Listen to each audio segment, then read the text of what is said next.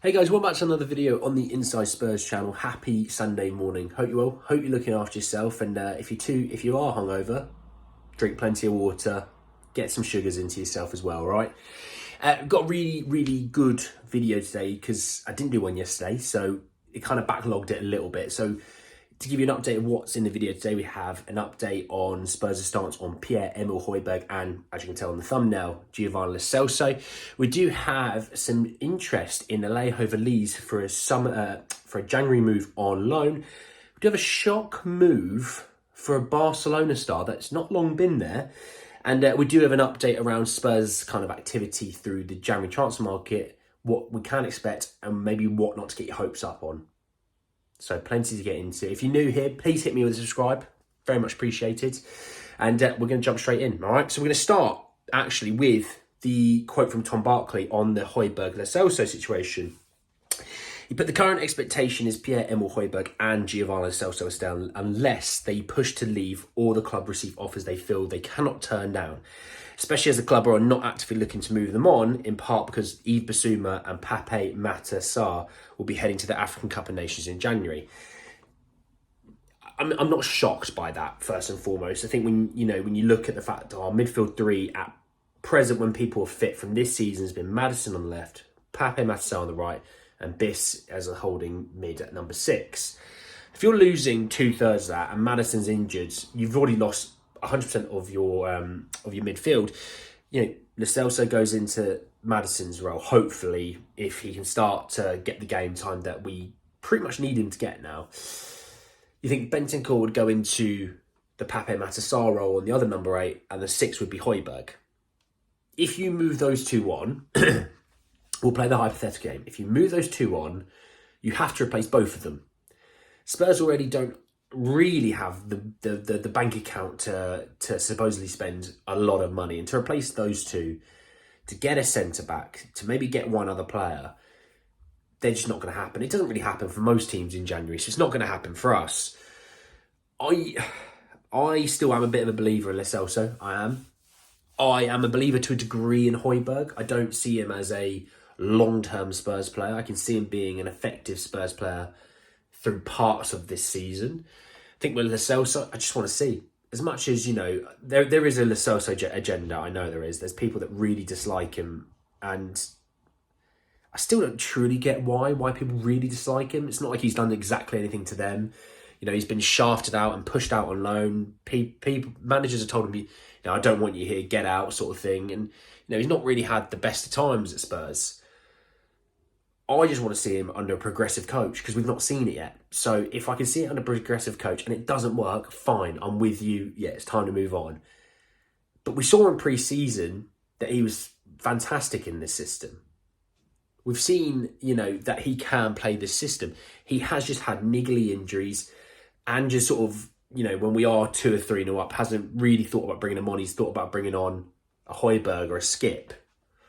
And people talk about the Wolves game. It wasn't his fault that we conceded. Talk about Emerson Rowe being 30 yards out of position.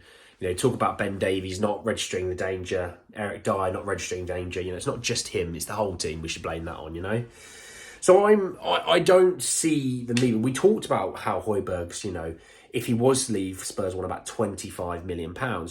With Lo Celso, we want 15 to 20 million that I've reported before as well.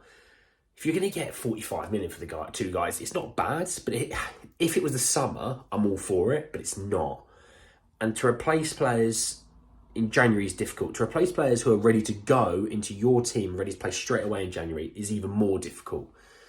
So I don't see it happening, regardless if Marley, get knocked out straight away and, Bissouma's back in mid-Jan.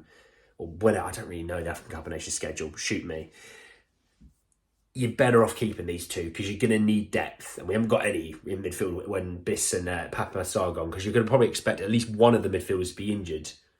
And that's why I think midfield is still a key position. Unless Ange sees something through the youth setup, or he sees something in someone else that he can make into a midfielder, I don't know. But we shall see. Let's talk about what to expect from maybe the January transfer window a little bit more. And Tom Barkley says it's most probable in January that Tottenham will bring in a centre-back with Lloyd Kelly still amongst their targets. I think we've talked about this one to death, so I'm not going to spend a ton of time on it. We know Lloyd Kelly suits the system. We know Lloyd Kelly has got 6 months left on his deal come January. We know Bournemouth are not against moving him on, but we also know that it's not going to cost, £5 million. It's going to cost £20 million, £25 million, maybe even a little bit more, because obviously to Bournemouth, that money compared to staying up is night and day. So they want to get a lot of money in to buy someone as good as they can to then stay up. Or they keep him, stay up, good to go. Especially with Everton's 10-point or 12-point deduction, they're sitting there going, actually, we've got even more of a chance to stay up now because there's someone that's falling in further behind us. We've still got Luton and Burnley's and Sheffield United's. We're sitting in a position now, actually, we've got a little bit of security compared to what we did have, So I think that's kind of why they'll be thinking about that Everton situation now has just made Bournemouth's hand a little bit stronger when it comes to, relegation. They might look at it and go, actually, we will sell him, we will stay up, and we'll make loads of money. Or they'll go, we're still not taking the risk. So I don't know. I'm interested to sort of see about that.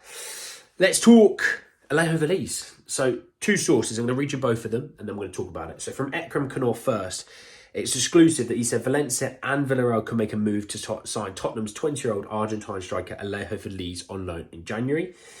And Frank Guerrier, interesting name, he said that Bologna will be interested in signing Alejo Véliz on loan in January. So, first and foremost, I don't see it happening. It's already difficult to think that we're going to be signing an attacker in January.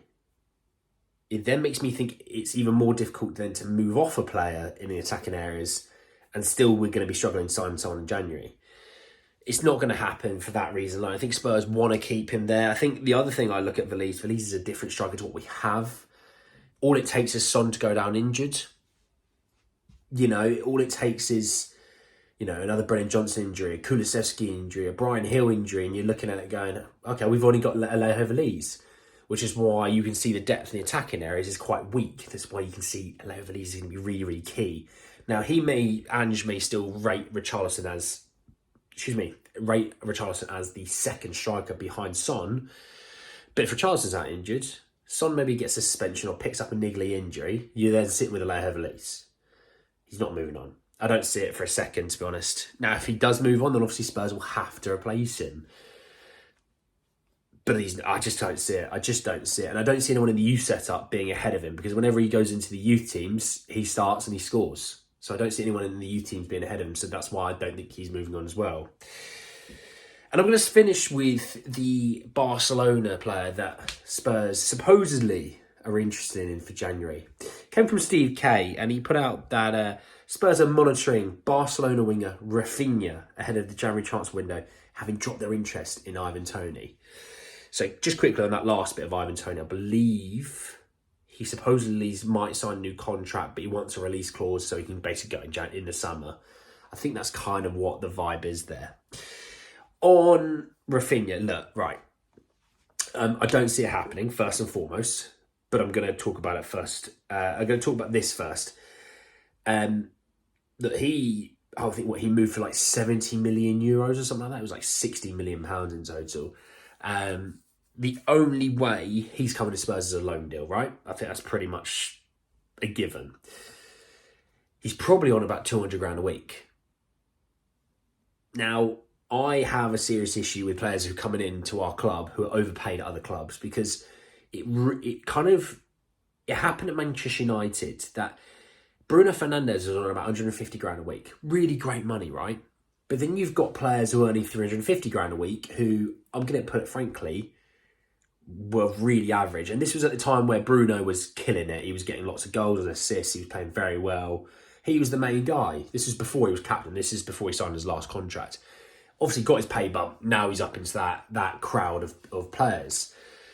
It can fester though when you have players who are playing out of their skins, playing really, really well, looking at players who maybe have just come in, who have been bang average, or players who have been there a little while have been bang average, and they're going, why are they getting 2 times or 3 times the amount of money that I'm getting, and I'm the main guy, I'm playing really well, or us 3 are playing really well, why aren't we getting that money? And that's the difficult thing when you bring in players like that. Now, it's different, obviously, if it's a loan deal and you're paying, say, half his wages, you're on 100 grand, you're paying 100 grand a week, then it's okay. It's not the end of the world, because players can't get angry. Oh, he's on 200 grand a week at Barca. Yeah, he's on 100 grand here, though. So the issue I would have is that you go, well, Maddison's 150 grand a week. If you're bringing in players 200 grand a week, he better be the best player at the club, or he better be the captain, which is Son. If you're bringing in if you're bringing in a player to the level of like a Pape Matar, and he's coming in and he's getting 150 grand a week, Maddison will look at that and go, I think we need to have a contract talks, you know. So I don't see it happening. We want to look at Raphinha's season. He's played 11 times, 2 goals and 3 assists, which, all things considered, isn't too bad, right? But when you're playing against, and I'm going to put this as nice as possible, at times donuts of teams in La Liga, you'd expect more. One thing I would say is, and this is where I will give him some credit. He's only played in 9 games in the La Liga, right? He's only played 275 minutes. He's barely played. So 2 goals and assists in that time, not too bad. In the Champions League, he's played 2 games, 127 minutes, 2 assists. You know, it's, assist every 63.5 minutes or whatever it is. You know, he gets a goal contribution. I think he gets a goal every 138 minutes or something like that. I don't know what it is. For me, before he moved, yes. Now, still a yes. I would want him, but I don't see it happening purely for money's sake. Barca are going to want us to take either all of his wages, because they have obviously their financial fair play issues. They're going to want to sell him, and they're going to want to get back as much as they sold him for. We're not spending 70 million euros on Raphinha. It's not happening. We're in the market of 20 to 40 million pounds. We're not in that kind of market. We might stretch to a 50 if we're really sold on a guy. We're not spending 70 million on a guy that is a bench warmer. It's not happening. But anyway, guys, that's the end of the video. I hope you did enjoy. Drop a like on the video if you did. Hit me in the comment section. Right, we've got the situation, obviously, Raphinha. You got Alejo Véliz. You've obviously got the situation around the centre-back being the most likely position, Lloyd Kelly. If it's not Lloyd Kelly, who do you want? Obviously, you've got the Celso and Højbjerg situation. Are you happy that they're likely to stay? Or do you still want them to move? And if you do move, where are we going with it? Because there's got to be a plan. You can't just say, sell them, and then not say anything. I need to know where you're thinking. Subscribe to the channel if you're new and hit the bell notification for more. But anyway, guys, that's the end of the video, and I hope to see you all very, very soon. Take care, guys.